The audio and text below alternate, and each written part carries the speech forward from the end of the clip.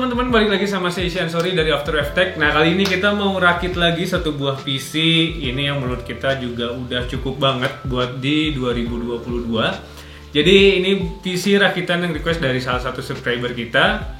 Dia punya budget 20 juta, terus katanya keperluannya buat gaming dan juga editing video ya. Sebenarnya lebih banyak fokusnya di editing video. Jadi ketika ngobrol sama kita, budget yang disampaikan sebenarnya di 20 jutaan. Cuman setelah kita hitung-hitung 20 juta kayaknya buat keperluan seperti itu kelebihan. Jadi sebenarnya masih bisa saving dengan akhirnya kita rekomendasiin spek seperti ini. Yang akhirnya total budgetnya di sekitar 18 jutaan. Nanti kalian bisa lihat di videonya berapa rincian dari barang masing-masing barang di sini juga. Dan kita pakai Intel kali ini, dan kita juga kebetulan karena sekarang harga VGA mungkin teman-teman udah tahu juga sekarang udah mulai berangsur normal. Kita bisa dapetin 3060 Ti, itu dengan harga yang menurut kita udah mulai cukup masuk akal dibanding sebelumnya. Mungkin kalau sebelumnya dengan budget segini kita bisa dapetinnya cuma di 2060 Super gitu ya. Karena mungkin beberapa bulan kemarin 2060 Super masih di sekitar 9-10 jutaan ya. Nah, sedangkan untuk 3060 Ti sekarang sekitaran di 9 juta sampai 11 juta tergantung jumlah fan dan juga tergantung merek yang kalian mau pakai. Dan ini kita pakai Zotac. Nah, mungkin karena kita udah ngomongin brand dan juga spesifik dari barangnya, kita ngomongin aja ke rincian dari masing-masing part yang bakal kita pakai di PC ini. Nah, untuk pertama kita ngomongin prosesornya dulu. Kita pakai prosesor Intel kali ini. Jadi kita pakai Intel i5 12400F. Ini menurut kita udah oke banget, karena kita juga kenapa nggak pakai yang biasa atau pakai yang 12600K, karena kebetulan yang punya nggak akan di overclock juga. Jadi menurut kita cukup dengan 12400F gitu ya. Nah, 12400F kita dapetin harganya di sekitar 2.750.000. Ini udah oke banget. Dan kalau misalkan kalian kenapa nggak pakai Ryzen dan lain-lain, karena mungkin teman-teman tahu juga Ryzen 5600X sekarang mahal banget dan sebenarnya susah banget. Dan sebenarnya kalau ngomongin value to performance, menurut kita lebih mending Intel untuk saat ini ya. Kita belum nemuin toko di Bandung yang punya Ryzen 5800X 3D. Sebenarnya kita pengen banget ngerakit pakai si Ryzen 5 5800X 3D ya. Cuma kita nanya-nanya belum ada. Nah, untuk ngobonya kita pakai Gigabyte B660M. Ini pakai yang micro ya, karena menurut kita ini udah cukup banget. Nah, dari yang punya juga nggak punya niatan buat pakai dual grafik atau PCIe slotnya, menurut kita udah cukup banget pakai yang micro. Dan ini harganya kita dapetin di 1.650.000. Terus untuk VGA-nya kita pakai 3060 Ti. Ini sebenarnya ada cerita juga. Jadi sebelum kita beli ini, kita sempat iseng-iseng keliling-keliling, dan sebenarnya si yang punya PC ini bilang saya mau makainya 3060 aja deh karena 12 GB. Nah, sebenarnya lucu aja gitu kan. Masih banyak yang nggak tahu kalau misalkan sebenarnya memory clock itu bukan berarti performanya lebih gede ya. Jadi karena di embel-embel memory clocknya 12 GB dan si 3060 Ti 8 GB, dirasanya 36 Ti lebih bagus. Padahal nggak. Dari yang dulu-dulu mungkin kalau buat yang udah paham PC udah tahu kalau misalkan udah ada embel-embel Ti itu pasti dari GPU clocknya itu udah lebih bagus dibanding 3060, atau bahkan dari si kodanya dan chipsetnya udah lebih bagus dibandingin 3060 biasa. Ini juga kita dapetin menurut kita udah harga yang menurut kita udah cukup normal. Kalau sebelumnya 3060 Ti itu harganya mungkin di belasan ya, agak tinggi, karena harga yang sekarang kita dapat di 9.650.000 itu kalau di beberapa bulan sebelumnya kita hanya dapetin di 2060 Super. Nah, kita dapetin ini udah di harga yang wajar. Sebenarnya kita juga tadi ada cerita juga pas sebelum kita beli ini, kita dapat sebuah penawaran dari satu buah toko di Bandung, mungkin salah satu toko biasa kita belanja juga. Itu sebenarnya nawarin 3060 Ti merek Asus itu harganya 8.400.000. Cuman harus mesen dulu sekitar 2-3 hari. Nah, pas kita mau coba mesen, tapi ya udah karena dari yang punya belum transfer ya. Jadi kita juga nggak mau nombokin. Ya udah kita ngomong tahan dulu. kita tahan dulu. Terus ternyata pas kita cek pas udah 2 hari gitu ya, ternyata barangnya udah sold out. Jadi sebenarnya sampai sekarang itu menurut kita dari distributor itu harganya bahkan udah turun, cuman mungkin masih ada yang stocking nih daripada toko-toko yang bikin yang harganya masih dimainin lah gitu ya. Dan mungkin beberapa bulan ke depan teman-teman bisa ngerasain 3060 Ti harganya bisa lebih murah lagi. Lanjut ke RAM-nya. Kita RAM-nya pakai 16 GB 2x8 di kecepatan 3200 MHz. Ini pakai SPG karena ini menurut kita murah juga ya. Ini kita dapetin di 1.100.000 dan cukup aja. Ini juga udah disable RGB, jadi kalian bisa setting nanti di mobo kalian biar warnanya sesuai selera kalian. Nah, ini sebenarnya kita mau setting warnanya putih biar sesuai tema kita. Terus untuk NVMe-nya, untuk sistem kita menggunakan si SSD NVMe 256 dari XPG Adata XS6000 ya. Harganya kita dapetin di 510.000. Nah, jadi ini udah cukup banget. Dan sebenarnya kita ada juga beli harddisk, cuman tadi kebetulan harddisknya lagi kosong, jadi kita diambil besoknya. Kita harddisk 2 tera. Itu harddisk 2 tera udah cukup banget buat nyimpen data atau misalkan buat install program dan lain-lain ya. Untuk power supply-nya buat ngeboost semua ini kita pakai FSP 650 watt. Ini kita lihat juga udah cukup banget. Nah, sebenarnya kalian buat ngebangun dengan spek seperti ini 600 watt juga udah cukup. Cuman kita biar spare lagi karena ini kan masih yang 80 plus bronze ya, belum yang silver atau gold. Jadi kita pakai spare ini 650 watt, kita dapetin di 699.000. Nah, dengan tambahan kita juga ada aksesoris di sini, flex. Ini sebenarnya biar estetik aja. Ini juga nggak wajib kalian beli juga. Ini optional aja kalau kalian pengen bikin looknya lebih bagus. Kalian bisa beli ini dengan harga di 275 ribuan. Kita dapat 275.000 dan kalian juga banyak opsinya yang bisa kalian pakai. Nah, untuk semua part-part ini kita bakal simpen di casing ganteng ini. Kita pakai si casing GMX Aero Mini. Nah, ini harganya murah tapi nggak murahan. Kalian bisa dapetin di 475.000 dengan warnanya yang udah hitam putih. Menurut kita udah cocok banget buat tema yang mau kita bikin.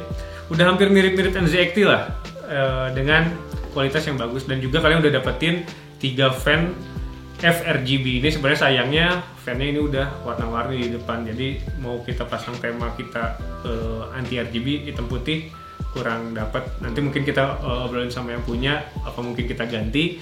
Cuman buat tambahan fan-nya kita udah pakai si GMX ini yang hitam biasa. Ini harganya di 35 ribuan kalau nggak salah. Nah, sebenarnya ada si ID Cooling Flash Flow X 120 mm. Jadi itu kita ambil yang warna hitam dan itu sebenarnya barangnya tadi harusnya udah dikirim, cuman karena di Bandung lagi hujan terus, jadi kurirnya nggak bisa ngirim hari ini. Cuman kita pasang aja karena kebutuhannya buat kirim besok. Cuman pas mau dikirim kita usahain udah dipasang buat si IO cooling sama harddisknya. Oke, jadi itu total yang kita dapetin itu sekitar di 18 juta. Buat teman-teman bisa jadi referensi buat ngerakit PC di akhir bulan April 2022. Kalian bisa dapetin 18 juta dengan spek i5 3060 Ti 16 GB. Udah ganteng banget gitu. Oke, itu aja buat part-partnya dan kita mulai rakit PC-nya. Dan nanti mungkin kalian juga bisa lihat gimana looks akhir dari si PC ini. Juga kalian juga bisa lihat performance dari spek seperti ini seperti apa. Kita bakal adain benchmark di akhir video. Dan juga nanti kalian lihat gimana terampilnya Mas Glenn buat ngerakit ini. Buat kalian yang pengen ngerakit, pengen ngerapihin PC kalian, ngebersihin dan lain-lain, bisa serahin aja ke Mas Glenn. Di sini ada After Wave Care. Kita terima jasa bersihin PC atau kabel manajemen atau bahkan buat upgrade juga nanti Mas Glenn bisa terima. Oke, itu aja. Kita mulai.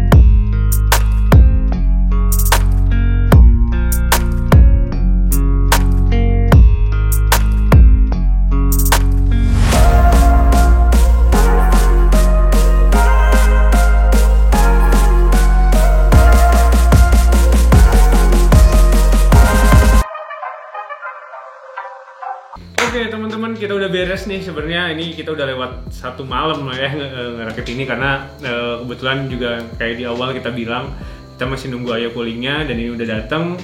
Ini udah beres, kalian bisa nilai sendiri gimana hasil rakitan Mas Glenn. Ini menurut saya sih udah rapi banget, oke banget. Sesuai konsep juga, sesuai yang kita pengen gitu ya. Ini black and white. Ada lampunya tapi kita bikin nggak RGB sama sekali gitu ya. Jadi perubahan yang kita lakuin dari awal. Jadi perubahan yang kita lakuin dibanding dengan di awal video itu kan pertama fan depan kita ganti pakai satu warna LED warna putih dan juga ini udah pakai IO cooling ya. Nah untuk hasilnya kita nyalain aja biar tambah cakep. Bismillah.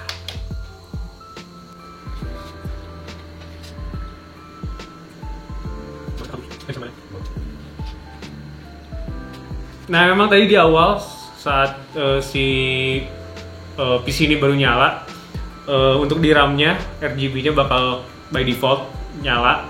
Cuman kita udah setting dari si software bawaan Gigabyte. Jadi Gigabyte sendiri dia udah ngasih kayak satu buah bloatware yang kalian bisa pakai buat update BIOS,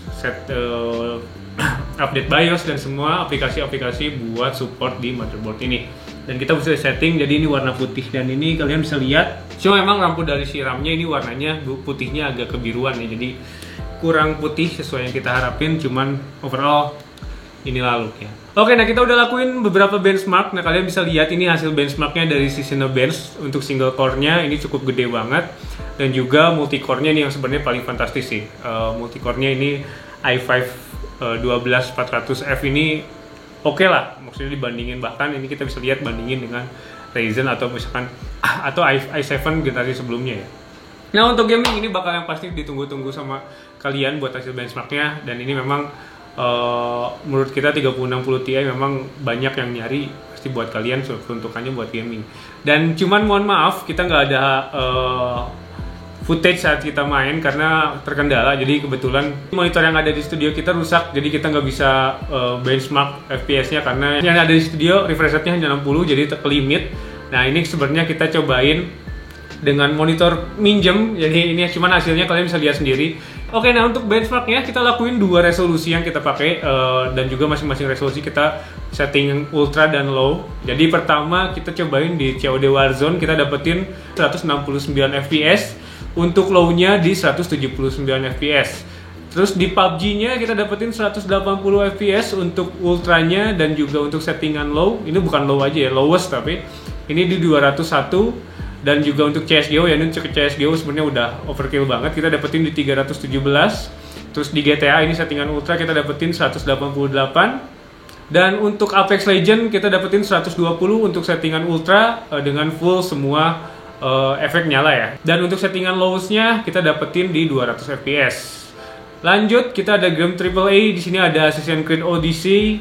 Kita dapetin skor FPS di 81 untuk settingan ultra dan juga Shadow of Tomb Raider di 141 untuk settingan ultra ya. Nah untuk game AAA terakhir yang kita cobain di sini ada Cyberpunk. Ini settingan ultra RTX on kita dapetin 72 fps. Terus kita juga cobain di settingan lows-nya kita dapat 104 fps. Dan ini terakhir untuk game kompetitif. Ini ada Valorant. Ini untuk settingan ultranya kita dapat di 274 fps dan juga settingan lowest-nya kita dapetin di 312 fps. Ya, ini untuk 1080p ya. Nah untuk di 2K-nya di 1440p. Nah ada Warzone, kita ini sebenarnya nggak terlalu beda ya. Kita lihat dari 2K ke 1080p. Untuk Warzone settingan ultra kita dapat di 161 fps. Dan juga untuk settingan lowest-nya kita dapat di 174 fps. Nah untuk PUBG sendiri cukup jomplang, dari 2K di ultranya kita dapetin di 101 fps, tapi di lowest-nya 223 fps. Bahkan ini sebenarnya untuk lowest-nya lebih tinggi dibanding kita pakai 1080p. Ini juga kita nggak tahu kenapa, atau karena memang ini optimumnya di 2K ya. Terus untuk di CSGO ini nurun lumayan dari 317 di 1080p. Ini di 2K-nya kita dapat 262 fps, dan di GTA 5 kita dapetin 127 fps. Lanjut di game kompetitif kita di Apex Legends kita dapat 97 fps dengan settingan ultra, semua efek on. Dan untuk di lowest setting kita dapat di 159 fps. Lanjut ke game AAA, di sini ada Assassin's Creed Odyssey. Ini juga nggak terlalu jauh bedanya dari 70-an ya di 1080p. Di 2K-nya kita dapat 65 fps, masih di atas 60. Untuk Shadow of Tomb Raider-nya juga ini masih oke banget. Untuk settingan ultranya kita dapat di 97 fps. Dan untuk game AAA terakhir ini ada Cyberpunk. Ini kita juga dapat di 73 fps untuk settingan ultranya, RTX on, dan juga untuk di lowest-nya kita dapat 112 fps. Ini nggak terlalu beda juga buat 1080p-nya. Dan Valorant juga ini nggak bedanya, turunnya cuma dikit banget dibanding 1080p ke 2K-nya. Untuk settingan ultra kita dapat 267 fps. Dan juga untuk settingan lowest kita dapat di 321 fps. Itu aja mungkin buat video kita kali ini. Ini PC dengan budget 18 jutaan di akhir April 2022 ya. Momentumnya mungkin kalian punya THR bisa rakit PC juga buat teman-teman yang kemarin mungkin tertahan. Dan kebetulan sekarang juga harga GPU udah mulai normal. Itu sih momentum banget. Kita tuh bisa tunggu lagi sebenarnya beberapa minggu atau bulan lagi, harga mungkin bisa turun lagi. Oke, kalau misalkan kalian masih ada yang masih penasaran dengan build ini, atau misalkan ada hal-hal yang menurut kalian tadi kita salah sampaikan, bisa tulis di kolom komentar di bawah. Dan jangan lupa follow sosial media kita di Instagram ada afterwave.tech, dan di TikTok ada afterwave.tech juga. Kalian bisa dapetin informasi tentang teknologi dan gaming. Ya, kita bakal update terus di sana. Jangan sampai kelewatan. Terima kasih udah nonton. Sampai jumpa. Bye-bye.